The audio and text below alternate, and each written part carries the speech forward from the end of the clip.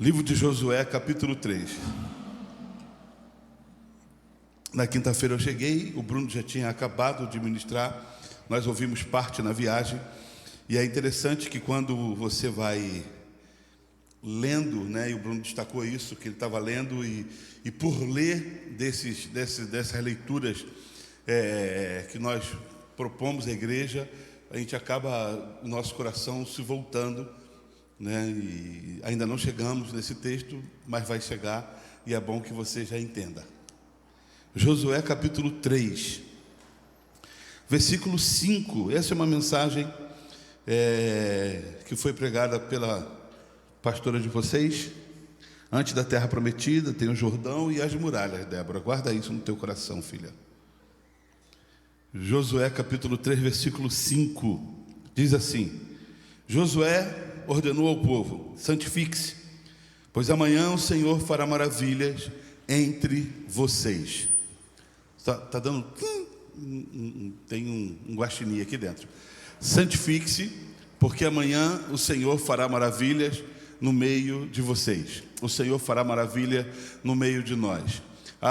É interessante que o texto nos deixa bem claro que para o Senhor fazer maravilhas é necessário fazer o quê? Santificar. Então, o Senhor pode até agir para provar para mim e para você que Ele é Deus, para se revelar, que não precisa provar nada para ninguém que Ele é, mas para se revelar. Mas para que essas maravilhas sejam contínuas e constantes, é necessário vida de santificação. É necessário vida de santificação e de altar, para que esse Senhor continue mostrando as suas maravilhas constantemente. Não sei se foi o Bruno, o pastor Rodrigo, alguém falou aqui no púlpito, dizendo que se nós prestarmos atenção diariamente em pequenas coisas, para você, diariamente em pequenas coisas, nós vemos milagres de Deus. Diariamente, em pequenas coisas, em pequenos detalhes. Foi você que falou?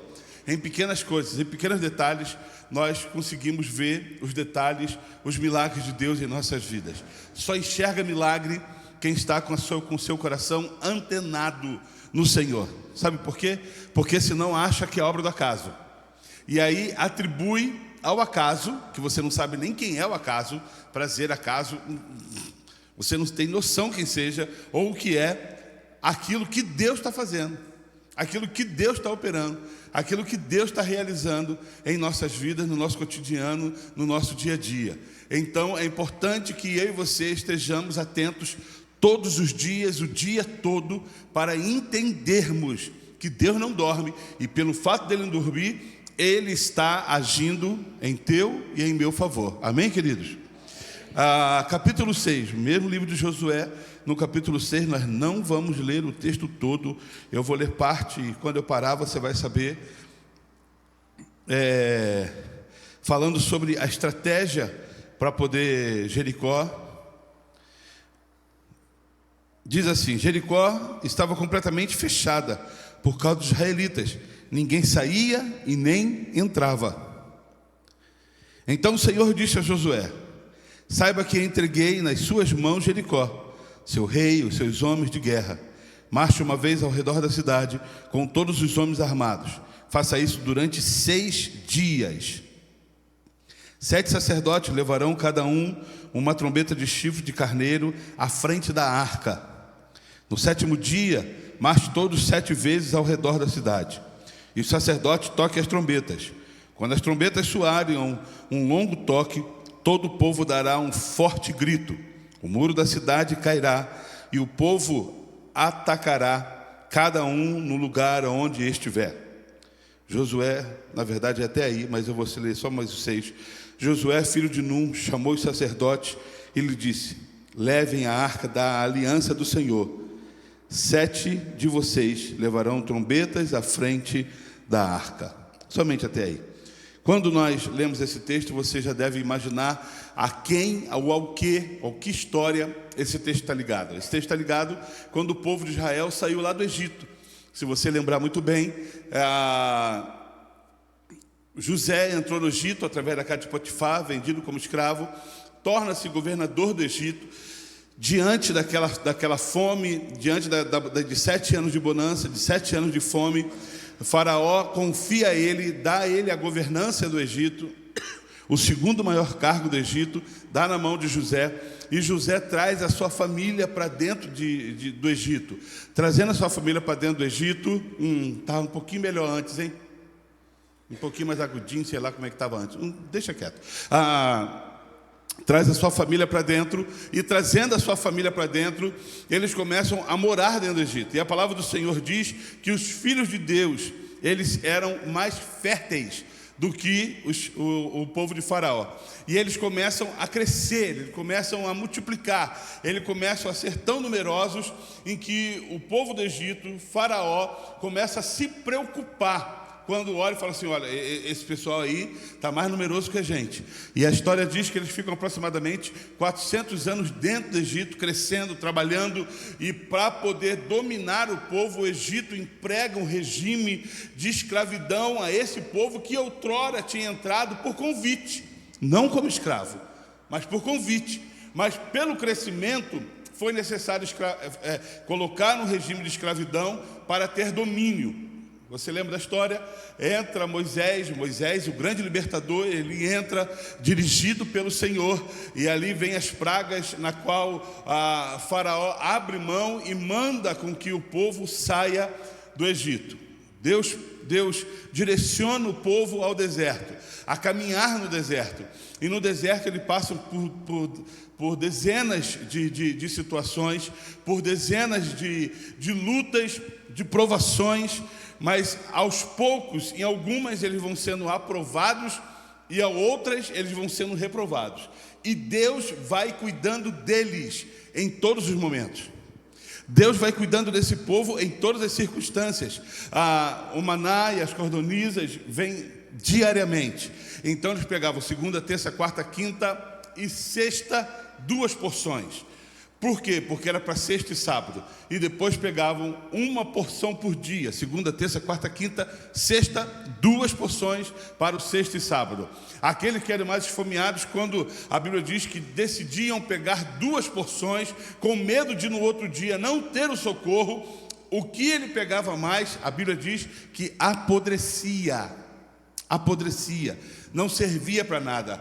Era o cuidado de Deus. No deserto não faltou água, e você sabe que não tem água no deserto, mas não faltou água, não faltou comida, não faltou luz, não faltou abrigo, não faltou cuidado. No deserto não faltou a mão de Deus. Eles passaram por todo o deserto, por todos os momentos difíceis, sendo aprovado e reprovado em algumas coisas, mas passaram. Quando chega a terra da promessa, porque a promessa era: eu vou tirar vocês do Egito, da terra da escravidão, da terra da dor, da terra da servidão, e vou levar vocês para uma terra que mana leite e mel. A terra será chamada a terra de vocês, vai ser a terra de vocês, a Nova Jerusalém, a Canaã, aquilo que Deus tem para a vida de cada um de vocês. Eu vou preparar um lugar. Para eles chegarem ali, havia ainda mais um obstáculo. Eles tinham que atravessar o Jordão para poder chegar à terra na qual o Senhor tinha prometido. Eles vão até aquele lugar, e chegando ali, aquela terra, eles mandam os espias ao retornarem, falam: não dá não, a terra é boa, cacho de uva que se carrega com 2 homens, a terra tem tudo de bom, mas os homens são muito grandes e fortes. Não tem como, as muralhas são grandes, não tem como entrar, e nós somos um povo de deserto. Ou seja, não temos academia, não temos suplemento, não temos creatinina, não temos nada disso, não temos comida suficiente para chegar lá e falar que somos fortes o suficiente para entrarmos, guerrearmos e vencermos. E Deus traça para eles uma estratégia. Você está aqui nessa noite, amém, irmãos? Amém. Não vai embora não, hein? Porque vai chegar na sua vez. E aí Deus traça uma estratégia para eles. Olha, faz o seguinte: durante 6 dias vocês caminham em volta da muralha. Você imagina que loucura, irmão? Uma muralha, um povo edificado, uma nação edificada. Vem um povo do deserto, um nômade, andando de um lado para o outro. De repente eles acampam na frente da cidade, e agora eles começam a caminhar em volta daquela cidade. Um dia. Eu fico imaginando aqueles homens de dentro da cidade, falam assim, o que esse povo está fazendo, meu Deus? Meu Deus não, né? Baal. Tudo batedor de tambor. O que eles estão fazendo? E aí eles davam outra volta na cidade, no outro dia. No outro dia, mas houve uma ordenança de Deus. Falou assim, olha, quando chegar no 7º dia, você faz o quê? Vocês dão 7 voltas. E aí vocês começam, os sacerdotes tocam o param, me ajuda aí, Bruno, fala aí. O chifre lá, o chofar, toca bem forte e o povo começa a gritar. Daí saiu o termo, ganhou no grito. Venceu no grito. Esse povo dá a volta, para de frente, toca e começa a gritar, e começa a tocar. E a palavra do Senhor diz que as muralhas, elas caem por terra, e aquele povo entra. E é interessante que o Senhor fala para que cada um entrasse na direção do que estava na frente. Eu estou aqui, a muralha caiu, eu vou entrar lá. Não, na direção. E você pega essa mesma direção do Senhor em Neemias, quando ele fala, cada um cuida dos seus muros na frente de onde você está. Acho que depois vale a pena pesquisar sobre isso. Mas as muralhas caem, eles entram e conquistam aquela terra. Conquistar é sempre gostoso. Eu não sei se você lembra de alguma coisa que você conquistou na vida.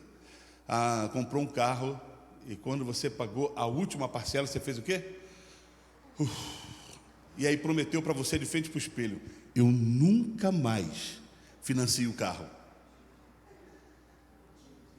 O que você fez 6 meses depois? Entregou aquele carro, pegou um outro carnezão, colocou no porta-malas, falou assim, vamos de novo. Na vida só se conquista se tiver dívida.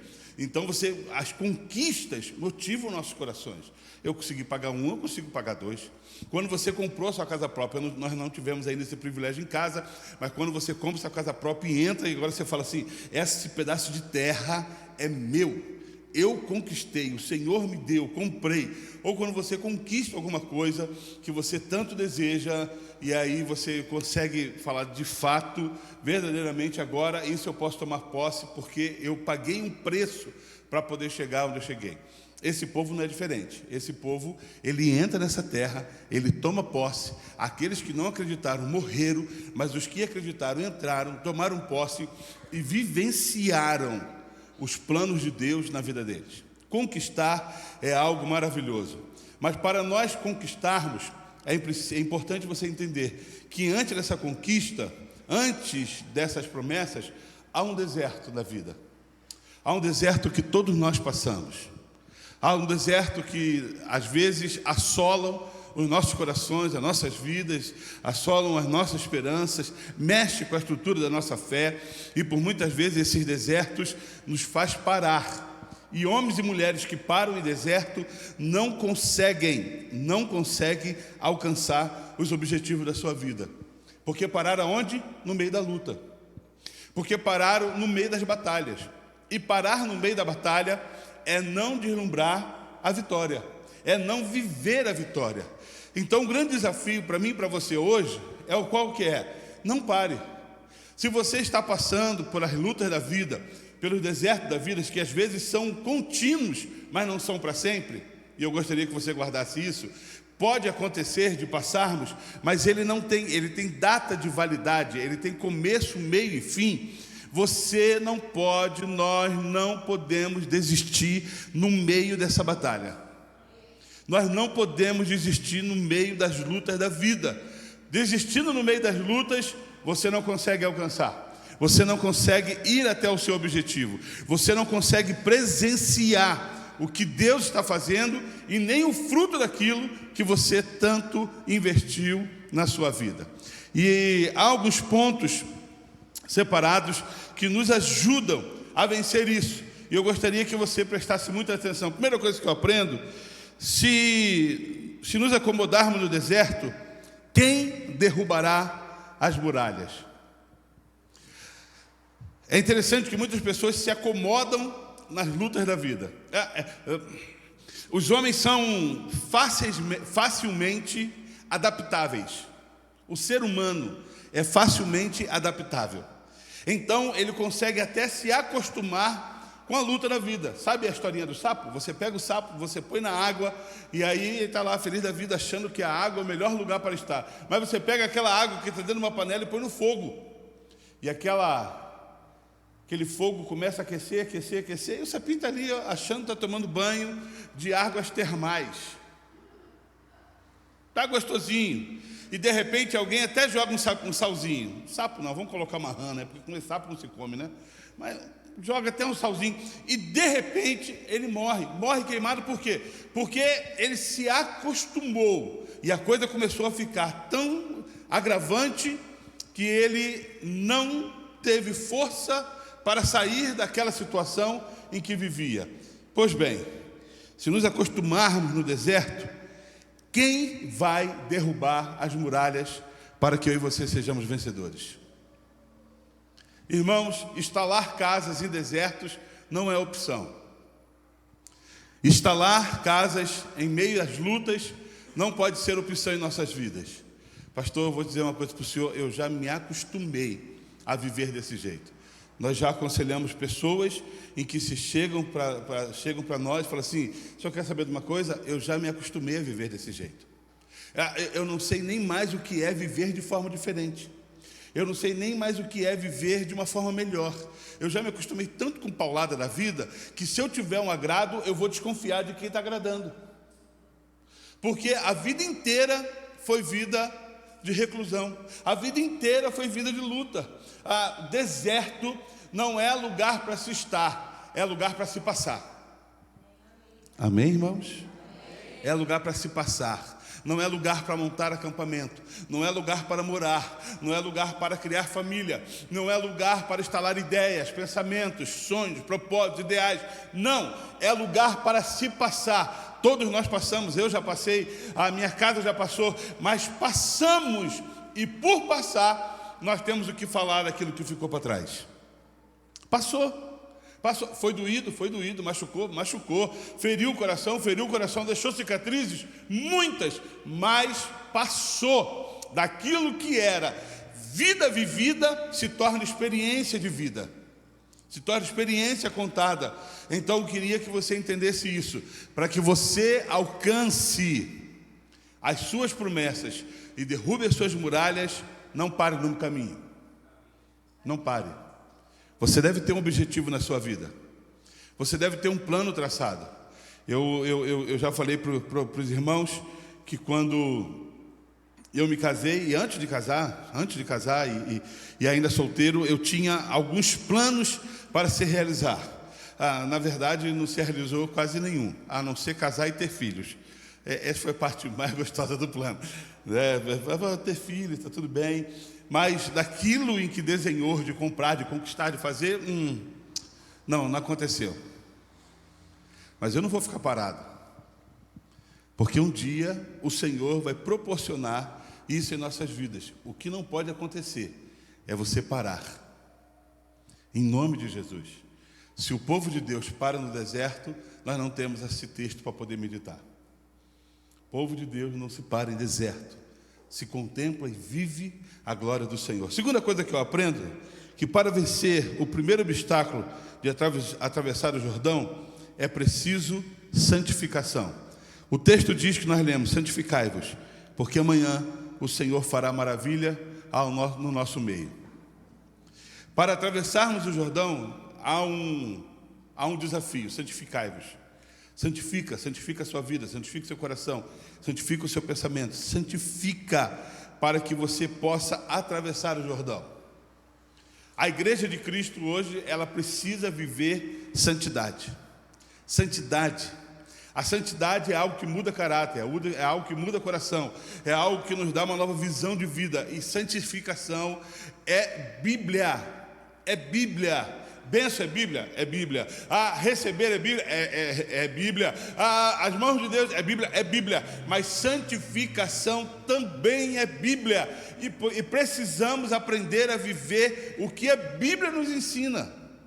Precisamos viver. E talvez você pergunte no seu coração: pastor, o que é santificar? O que é santificação? Santificação vem da raiz da palavra kadosh. Kadosh quer dizer separação, ser separado. E isso é importante. E há 2 versículos que eu vou ler. Um está em 1 Tessalonicenses, capítulo 4, versículo 3 e versículo 5. 1 Tessalonicenses 4, 3, 5 diz assim: pois esta é a vontade de Deus, a vossa santificação. Qual que é a vontade de Deus? Pode falar alto. A vossa santificação, que vos abstenha da prostituição, que cada um de vós saiba possuir o próprio corpo em santificação e honra, não com desejo de lascívia, como gentios que não conhecem a Deus. Romanos capítulo 6, versículo 12, versículo 13. Não reine, portanto, o pecado em vosso corpo mortal. Não reine é a mesma coisa, não domine o pecado em vosso corpo mortal, de maneira que obedeçais às suas paixões, nem ofereçais cada um os membros do seu corpo ao pecado, como instrumento de iniquidade, mas oferecei-vos a Deus como ressurretos dentre os mortos, e os vossos membros a Deus como instrumentos de justificação. O começo do texto diz: não reine, portanto, o pecado em vosso corpo mortal. Santificação é não permitir com que o pecado tome conta. Santificação é não permitir com que o seu coração, com que a nossa mente, com que os nossos passos sejam dominados pelas coisas do inferno. É não permitir. É abster-se, é abrir mão, é decidir para o Senhor, pelo caminho do Senhor. O texto deixa bem claro que santificação é quando eu decido no meu coração em não querer, em abrir mão. Está certo, pastor, que viver uma vida de qualquer jeito é muito mais agradável do que santificação, porque santificação você tem que dizer não, e dizer não é duro. Quando nós nos casamos, eu precisava pedir uma coisa para um dos meus cunhados, e aí eu falei para ela: poxa, Débora, eu tinha que pedir para ele, como é que eu faço? Ela falou: vai lá e fala com ele. Eu falei: mas eu não quero falar com ele, porque eu vou falar com ele, ele pode dizer não. E eu não queria receber não, ainda mais de cunhado. Dar essa confiança para cunhado? Mas ele poderia perfeitamente dizer não. E foi um trabalho da Débora no meu coração para me fazer aceitar que o não é certo. Alexandre, o não você já não tem, você já tem. Porque se você não pedir, não vai acontecer, porque não tem jeito. Agora, se de repente você pedir e ele se sensibilizar pelo seu rostinho, de repente ele vai lá e faz. E eu fui. E quando você vai pedir alguma coisa que você tem medo de receber não, você já começa como? Você não tem obrigação de fazer. Não é? Você não tem obrigação de fazer, mas eu estou precisando de um favor seu. Mas se você não puder, não tem problema. Irmão, você já está se justificando no não que talvez você receba. Percebe o erro? Percebe? Nós não gostamos de receber não. Nós não gostamos em que a resposta que venha para mim, para você, seja negativa e contrarie os nossos corações. Porque bom seria se tudo aquilo que tanto desejo fosse feito. O bom seria se eu orasse ao Senhor e desse uma estalada de dedo e as coisas estivessem prontas. Mas nem sempre é desse jeito que Deus trabalha em nossas vidas. Deus, por muitas vezes, fala assim: não. Poxa, Senhor. E aí a gente faz biquinho, bate pé e joga na cara de Deus.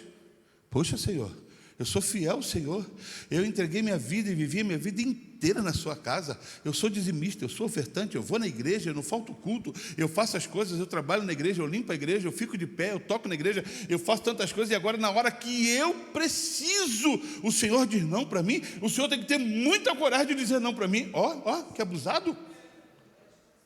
Que abusado, o Senhor tem que ter muita coragem de dizer não para mim. Eu fico imaginando, irmão, Deus do céu deve olhar assim e falar assim: rapaz, você sai de perto de mim, senão eu vou te fulminar. você vai para lá. Você está abusando da paciência divinal. Mas você e eu precisamos entender que precisamos, em primeiro lugar, para atravessar, precisamos nos santificar. Entender que as nossas vidas, elas precisam andar segundo a vontade de Deus, não segundo a minha vontade. Segundo a vontade desse Senhor, que é Senhor de todas as coisas. E não adianta eu e você batermos pé, não adianta eu e você queremos cortar caminho, não adianta eu e você usarmos das nossas estratégias, das nossas habilidades. Que Deus fala, não, Alexandre, não vai ser desse jeito. Não dessa vez. Vai ser do jeito que eu quero. Então, o que eu e você devemos fazer é santificarmos. É deixarmos com que Deus olhe para nós. Terceira coisa que eu aprendo: não é possível atravessar o Jordão e nem derrubar as muralhas se Deus não estiver na frente. E esse é uma das grandes dificuldades que nós temos, porque nós esquecemos de Deus. Nós lembramos do telefone, nós lembramos do que devemos fazer, mas esquecemos de falar, Senhor, vai na frente. Se o Senhor não for, eu não irei. Se o Senhor não for na frente, eu não vou. Se você pegar o texto, eles falam para que os sacerdotes pegassem a arca que simbolizava a própria presença de Deus e fosse na frente. Diante de uma loucura tão grande de ganhar e derrubar uma muralha no grito, só se Deus for na frente mesmo. Só se Deus for na frente mesmo. Porque a princípio eu falo assim, meu pai, Deus falando isso para mim e eu falando isso para você. Gente, olha, Deus falou, vai a arca na frente, a arca da aliança na frente, depois nós vamos gritar, e eu depois no sozinho com Deus. Deus, o senhor tem certeza que vai ser essa estratégia? Porque passar essa vergonha assinado vai ser duro. E depois o povo vai gritar, a muralha não vai cair, e eu vou ficar desmoralizado. Como que vai ser? Irmãos, deixa eu te lembrar de uma coisa. Deus, Ele sempre tem que estar em primeiro lugar em todas as coisas de nossas vidas. Nós nos frustramos porque mudamos ordens da vida. Nós nos frustramos porque colocamos as coisas desordenadas em nossos corações. E por colocar desordenado, vira caos.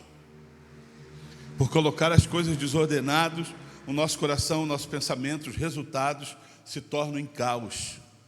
Nós não podemos viver desse jeito. Sempre Deus em primeiro lugar, sempre Deus em primeiro lugar, Deus em primeiro lugar. Até mesmo quando você decidiu no seu coração, está ouvindo essa ministração e está no seu coração assim, é verdade, eu preciso largar aquele vício, eu preciso largar aquela pornografia, eu preciso largar algumas coisas de santificação, é verdade, eu preciso fazer isso. Até para fazer isso é necessário colocar Deus em primeiro lugar. Deus, o Senhor está vendo o que eu preciso, e eu preciso do Senhor para me ajudar. Além do meu desejo, além da minha vontade, além do meu esforço, além do não, eu preciso que o Senhor esteja na frente. Se Deus não estiver na frente, o melhor do planejamento dá errado. O melhor do planejamento vai frustrar, vai ruir. As melhores estratégias não darão certo, porque Deus não está na frente. Agora, com Deus na frente, até a muralha cai no grito. Com Deus na frente, até as coisas mais loucas vêm para confundir os sábios. Com Deus na frente, as situações se facilitam. Deus entra, faz milagres. Com Deus na frente, eu gosto da ideia quando se canta, né? Que Ele abre porta aonde nem parede existe. Aí é muita fé, irmão. Porque Deus abriu uma porta, onde ela está ali, está ótimo. Mas aonde não há parede, Deus está abrindo porta. Você fala, não, aí é muita loucura. Aí é coisa de crente mesmo. Porque eu não estou vendo parede, quanto mais porta e quanto mais possibilidade. Mas Deus está abrindo e fazendo milagres, porque Ele está na frente. E é importante nós entendermos isso. E em último, para vencer obstáculos, é preciso obediência. Há há algumas ministrações que eu tenho falado sobre obediência. E a obediência é algo extremamente importante. Sabe por quê, irmãos? Porque quando você, por exemplo, eu sou pai, e quando meus filhos eram pequenos, eu exigia dos meus filhos, do Isaac e da Estel, obediência. É tão gostoso quando o seu filho obedece, não é verdade? Não é, irmãos? Amém ou não amém? Não era bom, Jaqueline? Bruno agora é um desobediente, mas quando era mais novinho, eu também era. É tão gostoso que você fala assim, filho, senta aí. Aí o Arthur chega e fala, sim senhor pai, eu vou sentar e não vou levantar mais, só quando o senhor mandar. Obediência. Só que nós, por muitas vezes, exigimos e falamos, Esté, Isaac, você precisa aprender a ser obediente, precisa ser obediente, obediente, obediente. Juramos, tiramos cinta, dobramos cinta na mão, fazemos escândalo, tiramos sapato, falamos que vamos matar, que vamos pendurar, que vamos sacrificar, e não sei o quê. E de repente nós crescemos. E aí a obediência vem agora para que nós possamos vivê-la. E aí nós nos falamos o quê? Eu já sou homem grande. Quando era menino, e ainda usa versículo de forma errada, quando era menino, pensava como menino, mas agora que eu sou homem, eu não tenho mais satisfação a dar. Eu faço o que quero. Ou seja, vida louca. Eu faço do jeito... Não é assim, irmãos. Para vencer obstáculos, é preciso vida de obediência.